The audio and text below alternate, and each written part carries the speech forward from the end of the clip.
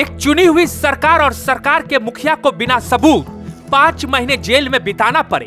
काली स्याह और साजिश वाली राजनीति के इस अध्याय को भारत ने पहली बार देखा था। आज भी वो आदिवासी तो बोलते नहीं है, वो तो वनवासियों ने कहते हैं। तो उनकी प्रवृत्ति क्या है, आदिवासियों के प्रति उनकी सोच क्या है, ये तो बहुत स्पष्ट है। और इस कहानी की शुरुआत 2023 के अगस्त महीने में होती है।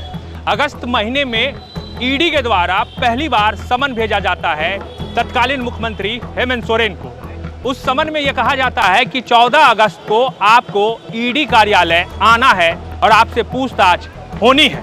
ऐसे ही ये समन आता है, एक तरह से राजनीति में भूचाल आ जाता है, खासतौर से झारखंड की राजनीति में, क्योंकि ऐसा पहली बार हो रहा होता है कि जब ईडी किसी इलेक्टेड सीएम को इस तरह से समन देती है। ईडी ने जिस जमीन को आधार बनाकर हेमंत सोरेन की घेराबंदी की थी, वो मामला हवा में महल बनाने का नया नमूना है।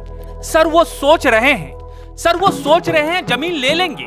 हाँ सर वो सोच रहे हैं जमीन लेकर वहाँ बैंक्वेट हॉल बना लेंगे और सोच रहे हैं बैंक्वेट हॉल बनाकर पैसा कमा लेंगे। सर हमारे पास तरकीब है, हम लोग क्या सोचते हैं इसके बारे में जानकारी हासिल कर लेते हैं। ये तरकीब हमारे पास कहाँ से आया है ये हम आपको नहीं बताएंगे। और सर हमारे संविधान में सोचना कानूनन जुर्म है। कि आदिवासी को प्रताड़ित करने का मुख्यमंत्री जो चुनी हुई सरकार को भारतीय जनता पार्टी जो कुत्सित प्रयास किया था, उसका आज करारा जवाब यहाँ पे मिला है। जाहिर है उस वक्त 14 अगस्त को आना था, 15 अगस्त को एक मुख्यमंत्री क्या करते हैं ये सभी जानते हैं। तो ये तय हो गया था कि 14 अगस्त को मुख्यमंत्री हेमंत सोरेन नहीं जाएंगे, वो नहीं जाते हैं। फिर ईडी जो है 24 अगस्त को उनको आने के लिए कहता है, एक बार फिर से समन भेजता है। लेकिन उस समन के बाद क्या होता है? शुरू से ही ईडी की पूरी कहानी कागजों पर दिख रही थी। साक्ष्य और सबूत के मामले में नील बटे सन्नाटा था, बस अखबारों के जरिए हवा बनाया जा रहा था। सर ऐसा होगा तो वैसा हो जाएगा, वैसा होगा तो ऐसा हो जाएगा। बीजेपी जितना भी साजिश कर ले, न्यायालय से हमें क्लीन चिट मिला है। न्यायालय ने बोला है कि कोई भी साक्ष्य नहीं मिला है और बिना साक्ष्य के 5 महीना एक आदिवासी मुख्यमंत्री को रखा गया। अब इस कहानी का पटाक्षेप होता है इस महीने में जब मैं आपसे बात कर रहा हूं। दरअसल जैसे ही हेमंत सोरेन को हाईकोर्ट से जमानत मिलती है, वो जमानत सिर्फ नियमित जमानत नहीं होती है। उस जमानत के साथ साथ हाईकोर्ट ने जो कहा वो काफी अहम हो जाता है।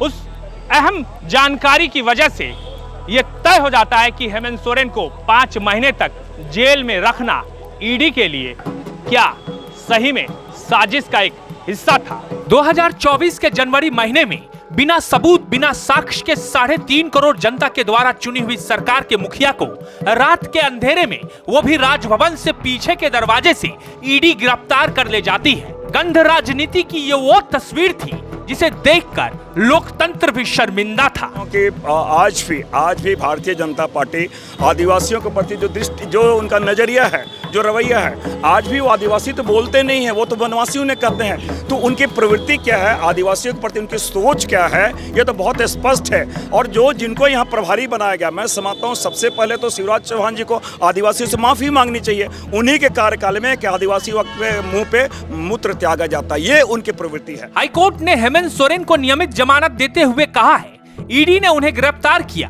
उस मामले में उससे जुड़ा हुआ कोई भी सबूत ऐसा नहीं है जो सीधा हेमंत सोरेन से जुड़ा हुआ हो। हाईकोर्ट की इस टिप्पणी ने ईडी की पूरी कार्रवाई को ही संदेह के घेरे में डाल दिया है। क्या एक चुने हुए मुख्यमंत्री को बेकसूर होते हुए भी 5 महीने जेल की काल कोठरी में बिताना पड़ा है? जाहिर है इस टिप्पणी से इस सवाल का जवाब भी मिल जाता है। 13वें मुख्यमंत्री के तौर पर आज यानी जब मैं ये वीडियो बना रहा हूँ, एक बार फिर से हेमंत सोरेन झारखंड की सबसे बड़ी कुर्सी, जिसे मुख्यमंत्री का कुर्सी कहा जाता है, उस पर काबिज हो चुके हैं। उस पर काबिज होने से पहले अपने ट्विटर हैंडल से वो 2 तस्वीर पोस्ट करते हैं। उस 2 तस्वीर में एक तस्वीर उस रात की है जब वो त्यागपत्र देते हुए दिखाई देते हैं और दूसरी तस्वीर आज की है जब दोपहर में, यानी आज जब मैं ये वीडियो बना रहा हूँ, दोपहर में जब हेमंत सोरेन यहाँ आते हैं 12:30 बजे, तो राज्यपाल उनको सरकार बनाने का न्योता देता है और हेमंत सोरेन ठीक शाम 5 बजे 13वें मुख्यमंत्री के तौर पर और तीसरी बार झारखंड के सीएम के तौर पर शपथ लेते हैं। तो ये कहानी ये बताती है कि राजनीति में पर्दे के पीछे और पर्दे के आगे बहुत कुछ चलता रहता है और इस कहानी से आप जैसे जनता जो खड़े होकर वोट डालते हैं वो क्या समझे, क्या सीखे ये जरूर कमेंट में बताइएगा।